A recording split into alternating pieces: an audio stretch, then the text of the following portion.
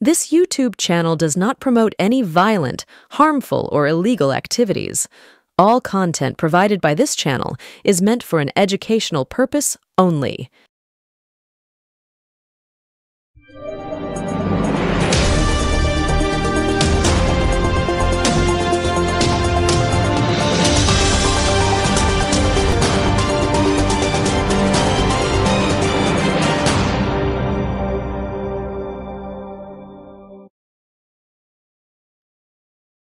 স্বাগতম, নমস্কার, আসসালামু আলাইকুম। খুব দ্রুততার সঙ্গে আজ সকাল থেকেই যে খবরটির দিকে প্রত্যেকের নজর, অর্থাৎ জগদীপ ধনকর রিজাইন করলেন উপরাষ্ট্রপতির পদ থেকে হঠাৎই আচমকা, এবং তিনি তার রেজিগনেশন গতকাল বেশ রাতে মানে হচ্ছে কি আফটার 8:30 to 9 এই সময়টা তিনি রাষ্ট্রপতির কাছে তার পদত্যাগ পত্র পাঠিয়ে দিলেন। এখন বিভিন্ন পোর্টাল বলুন, নিউজ চ্যানেল বলুন, তারা বলছে শারীরিক অসুস্থতা নাকি কোনো কাণ্ড, আমরা জানতে পারলে বলবো। This is the only channel which is you are watching, whatever you are watching, that is NK. আমরা আপনাদের সামনে অনেকটাই খোলাখুলি বলবো আজকে যে ঘটনাটি কি ঘটেছিল। অ্যান্ড লাকিলি আমি তখন কিন্তু রাজ্যসভাটা ওয়াচ করছিলাম, এবং রাজ্যসভাটা ওয়াচ করবার সময় আমি কিন্তু উপলব্ধি করলাম যে কিছু একটা গন্ডগোল হচ্ছে। তার আগে কিছু প্রারম্ভিক ঘটনা, খুব বড় এটা লেন্দি আমাদের ভিডিওটি নয়, কিন্তু তা সত্ত্বেও আপনাদের কয়েকটি ঘটনা জানানো দরকার। প্রথম কথাটা হচ্ছে যে কে এই জগদীপ ধনকর। তৃণমূল কংগ্রেস এবং অ্যাজ ওয়েল অ্যাজ কংগ্রেস, এই দুটি দলের কাছে অত্যন্ত অপছন্দের চরিত্র হচ্ছে কি জগদীপ ধনকর।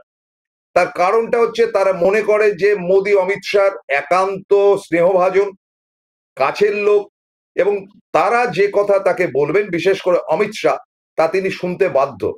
এবং মমতা বন্দ্যোপাধ্যায়ের মুখ্যমন্ত্রীত্বের সময় তিনি তো রাজ্যপাল ছিলেন, এবং অনেকেই বলে হাড় জ্বালিয়ে গেছে, এবং তিনি আসার পর থেকেই যন্ত্রণা শুরু করেছে। এবং তার ছবি কেন তোলা হচ্ছে না, তাকে মমতা বন্দ্যোপাধ্যায় ইনভাইট করছে কোনো অনুষ্ঠানে, তার ছবি কম যাচ্ছে, ইত্যাদি ইত্যাদি নানান রকম কমপ্লেন কিন্তু তিনি দিনের পর দিন করেছেন। এবং তার ফলে তিনি কোনো কোনো ক্ষেত্রে হাসির খোরাক হয়েছেন, কোনো কোনো ক্ষেত্রে তাকে নিয়ে মজা হয়েছে। এমনকি যে পরবর্তী অধ্যায় তিনি উপযাচক হয়ে টিভি মিডিয়াকে তার বাড়িতে ডেকে নিয়ে এসে, অর্থাৎ রাজ্যপাল ভবনে ডেকে নিয়ে এসে নানান কথা বলেছেন, যে কথাগুলো এর আগে ভারতবর্ষের কোনো রাজ্যপাল করেননি, এক্সেপশনাল দিস ধনকর। তো এগুলো করেছেন কেন? এগুলো দুটো কারণ। একটা হচ্ছে কি ডেফিনিট করেই চাপ ছিল বিজেপি গভর্নমেন্টের কাছ থেকে, কেন্দ্রীয় বিজেপি গভর্নমেন্টের কাছ থেকে, বা অমিত শাহর কাছ থেকে। কারণ অমিত শাহ মোটামুটি তাকে রাজ্যপাল হিসেবে ডিসাইড করে নরেন্দ্র মোদীর কাছে বলেছিলেন, এবং নরেন্দ্র মোদী তাকে খুব স্নেহ করেন, নরেন্দ্র মোদী তাকে রাজ্যপাল করে পাঠিয়ে দিয়েছিলেন, এবং একটি অর্ডার ছিল মমতার হাড় জ্বালিয়ে যাও। আমার মনে আছে বছর 3-4 আগে একদিন, 5 বছর হতে পারে, জগদীপ ধনকর যখন রাজ্যপাল, কালী পুজোর দিন আমি মমতা বন্দ্যোপাধ্যায়ের বাড়িতে ছিলাম। সেই সময় হঠাৎ খবর এলো যে ধনকর সাহেব আসছেন। তিনি তার স্ত্রীকে নিয়ে ঘুরতে খুব ভালোবাসতেন, লাল চুলের তার স্ত্রী, এবং তিনি এসে হাজির হলেন, এবং সমস্ত দেখে টেকে ভারী খুশি, নমস্কার করলেন, ছবি তুললেন, চা খেলেন, 1 কাপ করে চা খেলেন, তারপরে তিনি বিদায় নিলেন। এবং ধনকর সাহেব তার পরের দিন থেকে পুরো পাল্টি। আগের দিন তিনি প্রশংসা করলেন, পরের দিন থেকে আবার মমতা বন্দ্যোপাধ্যায়ের পেছনে লাগতেন। Why this sort of? তিনি কি তার নিজের ইচ্ছায় করতেন নাকি দিল্লির চাপে করতেন? কিন্তু আজকে তার রেজিগনেশনের পরে নানান রকম জল্পনা বাজারে চালু হয়েছে। কয়েকটি অত্যন্ত ঘনিষ্ঠ মহল থেকে এমন কিছু সূত্র পেয়েছি, যেটা আমরাই প্রথম বলছি, এবং আমাদের আগে কেউ বলেনি বলে তড়িঘড়ি আমাদের নিয়মিত অনুষ্ঠানকে বাদ দিয়ে এই অনুষ্ঠানটি করতে হয়েছে, যেহেতু ইটস আ টপ নিউজ। একটা দেশের উপরাষ্ট্রপতি রিজাইন করেছে, এই ঘটনা এর আগে কিন্তু ঘটেনি ভারতবর্ষের ক্ষেত্রে। ফলে কেন তিনি রিজাইন করলেন? এটা বাস্তব যে সম্প্রতি তিনি অসুস্থ হয়ে পড়ছিলেন বারবার করে, তার একটা বাইপাস না ছাইপাস কিছু একটা অপারেশন হয়েছিল, বা এরকম শুনেছিলাম। তিনি দীর্ঘদিন এইমসে ভর্তি ছিলেন, পরে সুস্থ হয়ে আসেন, এবং গতকাল রাজ্যসভা শুরু হয়েছে, লোকসভাও শুরু হয়েছে। তাকে দেখে তিনি সাদা একটি হাওয়াই শার্ট পরে তিনি রাজ্যসভা চালাচ্ছিলেন, এবং একবারের জন্য মনে হয়নি যে তিনি অসুস্থ। বা তার খারাপ লাগছে, দিব্যি হাসি মুখে তিনি চালাচ্ছিলেন। তারপরে ঘটনাটি কি ঘটলো বলবো, কিন্তু তার আগে জগদীপ ধনকরের সম্বন্ধে কিছু জেনে নিন যে Jagdeep Dhankhar who's this man, তার প্রোফাইলটা কি এবং তিনি কি এরকম ধরনের কিনা ইত্যাদি ইত্যাদি। এটা একটুখানি উইকিপিডিয়া থেকে আপনাদেরকে জানাই, সংক্ষিপ্তভাবেই জানাই। জগদীপ ধনকর জন্ম 18 মে 1951, হলেন পশ্চিমবঙ্গের প্রাক্তন রাজ্যপাল। তিনি ভারতের সুপ্রিম কোর্টের আইনজীবী ছিলেন এবং 1989 থেকে 1991 সাল পর্যন্ত লোকসভার সদস্য ছিলেন। শুধু সদস্যই ছিলেন না, তিনি মন্ত্রিত্বেই পর্যন্ত গিয়েছিলেন। কার সময় না, তিনি এক সময় রাজীব গান্ধীর ঘনিষ্ঠ ছিলেন, পরে তিনি রাজীব গান্ধীর থেকে বেরিয়ে এসে, তখন মন্ত্রী ছিলেন না, অ্যাডভাইসার বা ওই গোছের কিছু একটা পদে ছিলেন। তিনি বিশ্বনাথ প্রতাপ সিং এর সঙ্গে জয়েন করেন এবং জনতা দলের হয়ে তিনি কিন্তু লোকসভার সদস্য হয়েছিলেন এবং শুনেছিলেন পরে মন্ত্রিত্বও নাকি পেয়েছিলেন, এক্স্যাক্টলি জানি না, আপনারা বলবেন। তিনি বর্তমানে ভারতের 14তম উপরাষ্ট্রপতি। আর কি জানা যাচ্ছে, আর জানা যাচ্ছে যে রাষ্ট্রপতি তিনি প্রধানমন্ত্রী নরেন্দ্র মোদী ইত্যাদি ইত্যাদি। তার পূর্ব সুরি কেশরীনাথ ত্রিপাঠী, তিনি আরএসএস এর লোক ছিলেন। তো এই ব্যাপারগুলো ছিল। আর রাজনৈতিক দল বলতে তিনি তো যেগুলো করেছেন, যে তিনি রাজনৈতিক দল মানে ভারতীয় জনতা পার্টিতেও তিনি নাকি জয়েন করেছিলেন, কিন্তু মূলত তার শিক্ষা দীক্ষা ইত্যাদি সমস্ত হয়েছিল কিন্তু চিতোরগড়ের সৈনিক স্কুল থেকে, অর্থাৎ তিনি প্র্যাকটিক্যালি মারওয়াড়ি, দ্যাটস অল।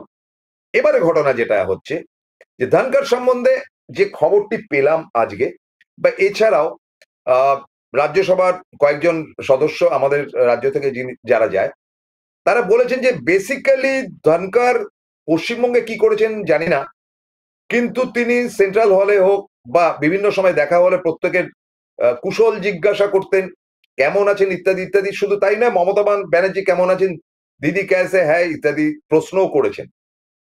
এবং আপনাদের বলি যে তিনি যখন ভোটে দাঁড়ান তিনি পরাজিত হন এবং তার ভোটাভুটির সময় কিন্তু অ্যাবস্কন করেছিল তৃণমূল কংগ্রেস, কোনো ভোটাভুটির মধ্যে যায়নি, অর্থাৎ পরোক্ষ একটা সমর্থন ছিল যে আপদ বিদায় হোক গোছের ইত্যাদি ইত্যাদি।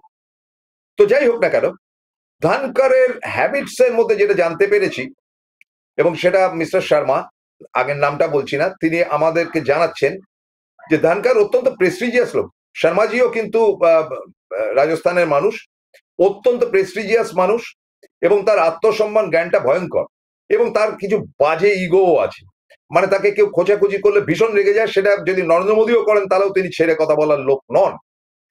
কিন্তু এরকম ধরনের একটা পদ, রাজ্যপালের পদ, পরবর্তী অধ্যায় উপরাষ্ট্রপতির পদ, এগুলো তাকে করাই হয়েছিল একেবারে হাতের মোহরা করবার জন্য। মানে যা বলিব শুনিতে হইবে, না শুনিলে ঘেটি ধাক্কা দেব। রাষ্ট্রপতির সঙ্গে সে মেয়াজটা করা যায় না। একবার রাষ্ট্রপতি হয়ে গেলে তার ক্ষমতা এতটাই অসীম হয় যে তিনি যা খুশি করতে পারেন, করেন না কেউ। আজ অব্দি রাষ্ট্রপতি দ্রৌপদী মুর্মু হতে প্রত্যেকেই অত্যন্ত রেসপেক্টেড ক্যারেক্টার, কিন্তু উপরাষ্ট্রপতির একটি ভূমিকা আছে, যেটা ভারত স্বাধীন হওয়ার পর থেকে যে নিয়মটা হয়েছে। এই যে দুটো হাউস, একটা আপার হাউস যেটাকে রাজ্যসভা বলে, রাজ্যসভা কিন্তু আপার হাউস, আর লোয়ার হাউস হচ্ছে গিয়ে লোকসভা, যেখানে ভোটে জিতে নানান লোকেরা যায়। সেখানে যারা মানে বসেন লোকসভাতে, সেই অনুষ্ঠানটি পরিচালনা করেন যিনি, তাকে স্পিকার বলা হয়, যেটা আমাদের বর্তমানে বিড়লা রয়েছেন, বিড়লা সাহেব রয়েছেন, তিনি স্পিকার। একেবারেই গতকাল দেখছিলাম যে কোনো আত্মসম্মান জ্ঞান নেই, যথারীতি বোকা বোকা ভাবে তিনি লোকসভাতে চালাচ্ছিলেন, এবং রাহুল গান্ধী উদমত্তর গালিগালাজ করলেন নরেন্দ্র মোদীকে, সেটা তিনি দাঁত বের করে বসেছিলেন। কিন্তু আমার হঠাৎ মনে হলো যে রাজ্যসভাটাও দেখি। রাজ্যসভা কিন্তু অ্যাবস্কন হওয়ার মতন একটা অবস্থা হয়েছিল, যে বন্ধ হয়ে যাবে বা সরে যাবে, কেউ কেউ তারা বেরিয়ে যাবে, এবং রাজ্যসভা বন্ধ করে দেওয়ার মতন সিচুয়েশন একবার হয়েছিল, হয়েওছে। কিন্তু তারপরে যে ঘটনাগুলো পরম্পরায় ঘটে সেগুলো খুব ইন্টারেস্টিং। অর্থাৎ কিনা তিনি জোর করে তারপরে রাজ্যসভায় প্রত্যেককে ডেকে আনেন। আপনারা জানেন যে বিরোধী দলনেতা রাজ্যসভার কংগ্রেসের মাল্লিকার্জুন খার্গে, এবং মাল্লিকার্জুন খার্গে 80-র উপর তার বয়স, শক্তিশালী মানুষ, তিনি মাল্লিকার্জুন খার্গেকে বক্তব্য রাখতে দেন। ঠিক এই জায়গাটা থেকে আমি কনসেন্ট্রেট করে দেখেছি, কারণ গতকাল প্রত্যেকেই কিন্তু মমতা বন্দ্যোপাধ্যায়ের অনুষ্ঠান, সেখানে আমিও গিয়েছিলাম, কিন্তু ফিরে আসি খুব দ্রুত, আমাদের গাড়ি ছিল। এবং ফিরে এসেই যেটা খুলি সেটা হচ্ছে কি রাজ্যসভা। তো রাজ্যসভাতে যে ঘটনাটি ঘটে সেটি হচ্ছে গিয়ে তিনি অত্যন্ত পোলাইটলি বলেন যে নানান বিষয়ে আনুষ্ঠানিকভাবে আলোচনা হবে, অপারেশন সিন্দুর থেকে শুরু করে প্রত্যেকটা, কিন্তু আমি প্রথমেই আবেদন করব বিরোধী দলনেতা অর্থাৎ মিস্টার মাল্লিকার্জুন খার্গে তিনি বক্তব্য রাখুন। মাল্লিকার্জুন খার্গে উঠে দাঁড়াবার সঙ্গে সঙ্গে মানে সরকারি পক্ষ থেকে, ট্রেজারি বেঞ্চ থেকে একটা হই হট্টগোল, অসভ্যতা শুরু হয়, মানে বিজেপির পক্ষ থেকে। তখন কিন্তু বারবার করে ধনকর সাহেব তাদেরকে থামাবার চেষ্টা করেছেন, এবং থামাবার চেষ্টা করার পরেও যে ঘটনা ঘটে, তার আগে একটা বিরতি নেওয়ার পালা আছে, তারপরেই তো জমজমাট ঘটনাটি বলবো যে কি ঘটনা এমন ঘটলো যাতে ধনকর চোটে লাল হয়ে গেল, এবং সেই ঘটনাটি কি আপনাদেরকে তুলে ধরবো একটি ছোট্ট বিরতির পর। একটা বিরতিতে যাচ্ছি, বিরতি থেকে ফিরে এসে আপনাদেরকে বলবো ধনকর কেন রিজাইন করলেন, তার শারীরিক কন্ডিশন খারাপ ইত্যাদি, যেটা দ্রৌপদী মুর্মুর কাছে বলেছেন সেটাই কি সত্যি? মনে হয় না। কি সেই তথ্য যার জন্য তিনি অসম্মানিত বোধ করলেন, বলবো একটা ছোট্ট বিরতির পর, সঙ্গে থাকুন। Found Kolkata's first ever sweet shop serving so unique items like Dab Malai Curry, Motichur Truffle, Gajor Burfi, Dab Kalakand, and I had to try them. শুধু তাই নয়, শক্তিগড়ের ল্যাংচা, বর্ধমানের সীতাভোগ, মালদার পোস্তকদম, বহরমপুরের ছানা বড়া, এগুলো সবকিছু খেতে হলে আর এত দূরে যেতে হবে না। সুন্দরিনী ন্যাচারালসে পেয়ে যাবে পশ্চিমবঙ্গের বিখ্যাত 10টা জেলার মিষ্টি all under the same roof. এদের বেস্ট সেলার্স কচি ডাবের শাঁস দিয়ে বানানো ডাব মালাইকারি আর কলা পাতায় মোড়া গুড়ের সন্দেশ পাতুরি আর মাস্ট ট্রাই।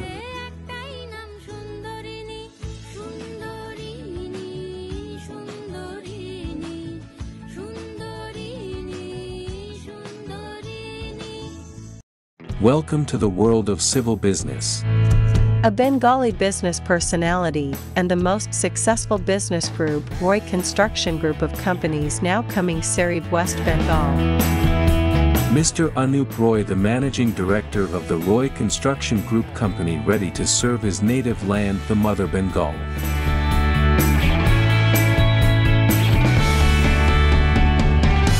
জয়গুরু রত্নভান্ডার জ্যোতিষীমা, এখানে গোল্ড মেডেলিস্ট জ্যোতিষী বসেন। হাই কোয়ালিটির আসল গ্রহরত্ন সবচেয়ে কম দামে এখানে পাওয়া যায়। স্থান বেলঘড়িয়া, রানী পার্ক, বটতলা, 2 নম্বর রেলগেটের নিকটে। 9681345722 এবং 9007778922। ফিরে এলাম বিরতির পর।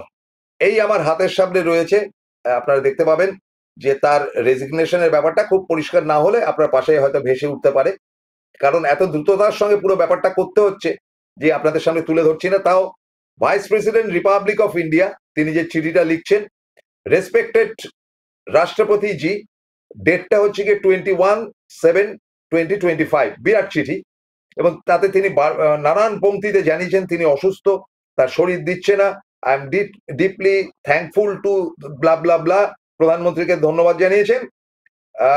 With deepest respect and gratitude, Jagdeep Dhankhar, honourable president, Rashtrapati Bhavan, new Delhi, 11,01,000। আপনারা দেখে নিতে পারেন। তো হঠাৎ করে তার শরীরটা খারাপ হয়েছে, এটা খুব বিশ্বাসযোগ্য না। দেখুন, দীর্ঘদিন ধরে তার উপর চাপ সৃষ্টি করা হয়েছে, যেটা অনায়াসেই আমাদের লোকসভার স্পিকার, তিনি পার্টির লোক এবং মোদির অত্যন্ত ঘনিষ্ঠ লোক, বলা যেতে পারে হাতের তালুর মতন। তিনি মোদির বাড়িতে গিয়ে সকালবেলা হয়তো চাও বানিয়ে দিয়ে আসতে পারে, এই গোছের লোক হচ্ছেন গিয়ে আমাদের বিড়লা সাহেব। কিন্তু বিড়লা আর ধনকর এক নয়। এই যে রেজিগনেশন লেটারটি আপনাদের পাশে ভেসে উঠেছে, আপনারা দেখে নিতে পারেন। এটা আমাদের নিশ্চয়ই আমি অনির্বাণকে ধন্যবাদ জানাবো, কারণ সে খুব কষ্ট করে 7 সকালে আজকে কিন্তু এগুলো সব রেডি করেছে। আপনাদেরকে বলি, এই রেজিগনেশন সাবমিটটা এমনি এমনি হয়নি। যে আত্মসম্মানহীন লোক বা মানুষ আমাদের লোকসভার স্পিকার মিস্টার বিড়লা, ততটা কিন্তু আত্মসম্মানহীন নন ধনকর। আজকে যারা ধনকরকে ঘৃণা করেন তাদের কিন্তু অন্তত রেসপেক্ট হবে ধনকরের উপর। ধনকর কতগুলো নিয়ম কানুন মানেন, তিনি সুপ্রিম কোর্টের আইনজীবী ছিলেন, তিনি ভারতের উপরাষ্ট্রপতি, এটার উপর বারবার করে ধাক্কা আসছিল, সম্মান আত্মসম্মানে পড়ছিলেন। এবং তার কাছে এরকম রিপোর্ট যাচ্ছিল যে যা বলবো তাই করো, যাও, এটা করো, ওটা করো, সেটা করো, ইত্যাদি ইত্যাদি নানান কথা তার কাছে আসছিল। এবং যতটুকু শুনেছি যে সেই কাণ্ডগুলো করছিলেন মূলত ভারতীয় জনতা পার্টির সর্বভারতীয় সভাপতি নাড্ডা সাহেব। এবং নাড্ডা হচ্ছেন গিয়ে রাজ্য, ভালো করে শুনে নিন, ভারতীয় জনতা পার্টির সর্বভারতীয় সভাপতি নাড্ডা, জগদীশ নাড্ডা, তিনি কিন্তু রাজ্যসভার কি বলে যে লিডার অফ দ্য হাউস হচ্ছেন কি তিনি। যেমন লিডার অফ দ্য হাউস লোকসভার হচ্ছেন নরেন্দ্র মোদী, তেমন লিডার অফ দ্য হাউস রাজ্যসভার হচ্ছেন গিয়ে নাড্ডা, জেপি নাড্ডা, কি জগৎ প্রসাদ নাড্ডা, যাই হোক। তো তিনি এসেই প্রায় হম্বিতম্বি করেন, যেটা ধনকরের অত্যন্ত অপছন্দের।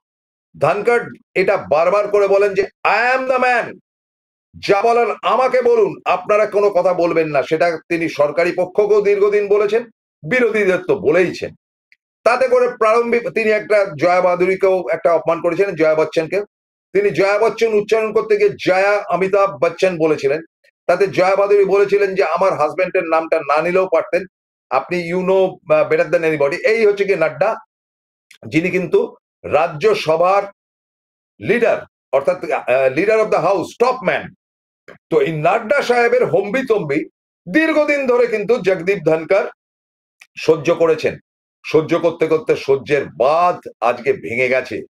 কি হয়েছিল সেই ঘটনা আপনাদেরকে বলি, যে ঘটনা আপনারা এর মধ্যে কারোর কাছ থেকে পাননি বলে আমরা দায়িত্ব নিয়ে বলছি। ঘটনাটা ঘটেছিল যে আজ মাল্লিকার্জুন খার্গের জন্মদিন। তিনি বিরোধী নেতা, যেমন রাহুল গান্ধী হচ্ছে গিয়ে লোকসভার বিরোধী নেতা, তেমন রাজ্যসভার বিরোধী নেতা হচ্ছে কংগ্রেসের মাল্লিকার্জুন খার্গে। তো খার্গেজি যখন উঠে দাঁড়িয়ে বলছেন যে দেখুন স্যার, মানে কি বলে চেয়ারম্যান, স্যার চেয়ারম্যান বলতে হয়, উপরাষ্ট্রপতিকে চেয়ারম্যান, এই যে ঘটনাটা অপারেশন সিঁদুর হয়েছে, এতগুলো লোক মারা গেছে, এইগুলো নিয়ে আমরা কবে আলোচনা করব? আমরা কেন জনসংখ্যার ব্যাপারে দেখছি না যেটা বিহারের উপর অ্যাপ্লিকেবল হবে? কেন আজকে আপনারা উত্তর দিতে পারেন? এই প্রশ্নগুলো করছিলেন তখন মাল্লিকার্জুন খুব দ্রুত, যে আজকে মাল্লিকার্জুন খার্গে এই প্রশ্ন তুলেছেন যে যেভাবে বিহারে ভোটার লিস্টে কাটাকাটি চলছে সেটাও হেলদি না, আপনারা সেগুলো শুনতে রাজি তো? এই যে কথাগুলো বলছেন, বারবার করে ডিস্টারবেন্স হচ্ছিল। তখন হঠাৎ ধাই করে, কথা নেই বার্তা নেই, জেপি নাড্ডা উঠে দাঁড়ালেন, বলে আমি উত্তর দেব। আচ্ছা, এটা করতে গেলেও কিন্তু পারমিশন নিতে হয় চেয়ারম্যানের। তিনি কিন্তু চেয়ারম্যানকে পরোয়া না করে তিনি উঠে দাঁড়ালেন। উঠে দাঁড়িয়ে বলেছেন সময় হলে এটার উত্তর দেওয়া হবে। জেপি নাড্ডা যেরকম মেজাজ আজকে বিজেপির ছোটলোকামিগুলোর মধ্যে এটাও তো একটা অন্তরায়, যে তারা মনে করেন যে তাদের বাপের জমিদারি, তারা জমিদারি করতে এসছেন, তারা যে মানুষের প্রতিনিধি সেটা তারা মাঝে মাঝেই ভুলে যান। ইনি আবার নাকি স্বাস্থ্য বিভাগের মন্ত্রীও বটে। তা তিনি মেজাজ করে, মানে নিয়মটা হচ্ছে গিয়ে লোকসভা হোক রাজ্যসভা হোক, স্পিকারের দিকে তাকিয়ে কথা বলতে হয়, কখনো ঘাড় ঘুরিয়ে উত্তর বা প্রতি উত্তর দেওয়ার নিয়ম নেই। তো তিনি সেটা না করে সরাসরি মাল্লিকার্জুন খার্গের দিকে তাকিয়ে বললেন যে খার্গেজিকে প্রথমেই আমি জানাই যে আজ তার জন্মদিন, হ্যাপি বার্থডে।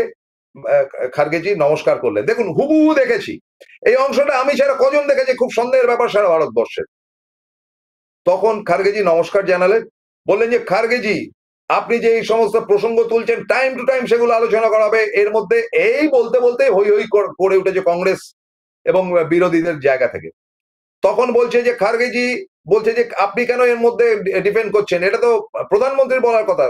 তখন খার্গেজি একটা অত্যন্ত অসম্মানজনক কথা বলেছেন, খার্গেজিকে অত্যন্ত অসম্মানজনক কথা বলেছেন নাড্ডা বলেছেন যে আপনি যা বলবেন কোনোটা রেকর্ড হবে না। আচ্ছা, আপনাদেরকে বলি যে কোনো বক্তা বক্তব্য রাখুক, ইতিবাচক হোক নেতিবাচক হোক, সেগুলো সবসময় রেকর্ড হতে থাকে। দেখবেন ওখানে এখনো পর্যন্ত শর্ট হ্যান্ডে রেকর্ড হতে থাকে, বা কম্পিউটারে হয়তো রেকর্ড হয় ইদানিং কালে। এবং রেকর্ড মানে ওটা সারা জীবনের মতন সেটা হবে। আপনি যদি জওহরলাল নেহরুর আমলের কোনো কথা দেখতে চান, আপনি কিন্তু পার্লামেন্টে গিয়ে দেখতে পাবেন। আর রেকর্ড হবে না কোনগুলো, কেউ হয়তো এটা মুখ খিস্তি করলো, কেউ হয়তো এটা অসভ্যতা করলো, রাহুল গান্ধী সে একবার জড়িয়ে ধরে মোদীকে চোখ মেরেছিলেন, এগুলো রেকর্ডে যাবে না, এগুলো সব রেকর্ড থেকে মোছা হবে।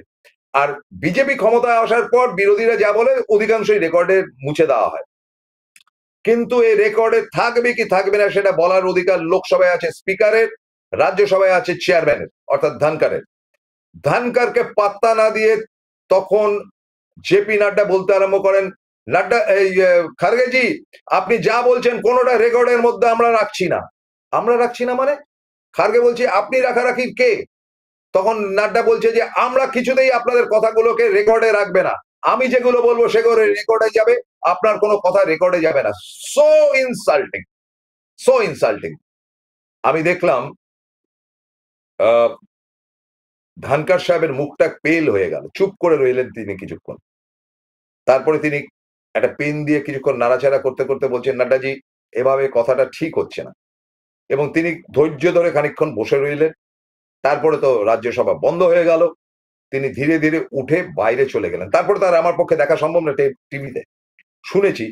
তারপরে তিনি বাড়িতে গিয়ে প্রচন্ড ভাবে ভেঙে পড়েন যে তিনি চেয়ারম্যান থাকা সত্ত্বেও বিরোধী সরকারি দলের প্রধান অর্থাৎ নাড্ডা কি করে এত বড় কথা বলে যে কি থাকবে রেকর্ডে কি থাকবে না সেটা আমি বলবো, তুমি বলার কে? এমনি ইগোর মার্কালো।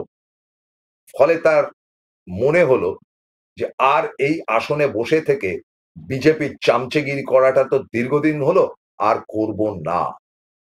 রেসপেক্টটা হচ্ছে এখন তার প্রতি। তিনি শটান উপরাষ্ট্রপতি হিসাবে রাষ্ট্রপতির কাছে তার রেজিগনেশন সাবমিট করলেন রাত্রিবেলা। That happen. অনেকেই বলবে শরীর খারাপ হয়েছে, হঠাৎ শরীর খারাপ হলো, রেজিগনেশন দিয়ে দিলেন, সকাল থেকে ঠিক ছিল। এগুলো হচ্ছে গিয়ে সমস্ত পর্দার অন্তরালের কথা। আসল কথা আমি পর্দাটা খুলে দিলাম, এটাই হচ্ছে সোর্স, যে সোর্সের মাধ্যমে আমি জানাচ্ছি। সোর্স কে কি বৃত্তান্ত আমি জানাতে বাধ্য নই, কারণ সুপ্রিম কোর্টের অর্ডার রয়েছে, সাংবাদিকরা এটা জানাতে বাধ্য নয়। সুতরাং চরম অপমানিত হয়েছেন, কনস্টিটিউশনাল অ্যাক্ট ভেঙেছেন নাড্ডা, এবং সেটা সহ্য করতে পারেননি জগদীপ ধনকর, এবং সে কারণে তিনি রেজিগনেশন দিয়েছেন। আগুনের যে তুষটা ছিল তার মধ্যে কেরোসিন ঢেলে দিয়ে চলে গেলেন জগদীপ ধনকর। লক্ষ্য রাখুন, আজ কাল পরশু থেকে রাজ্যসভা এবং লোকসভা এবং বিরোধীদের ভূমিকা জমে গেছে, দেখার মতন ব্যাপার। তবে হ্যাঁ, ধনকরজিকে এই অদ্ভুত বিদায়ের জন্য অবশ্যই ধন্যবাদ জানাবো। আর তিনি যদি সত্যি অসুস্থ হয়ে যান তাহলে তার প্রতি বলবো যে আপনি চিকিৎসক কে দেখান। কিন্তু রেজিগনেশনের ব্যাপারটা ধোঁয়াশা ছিল, সেটা আজকে ধোঁয়াটাকে পরিষ্কার করে দিলাম একমাত্র এখান থেকে। Thank you very much, good day, ভালো থাকবেন।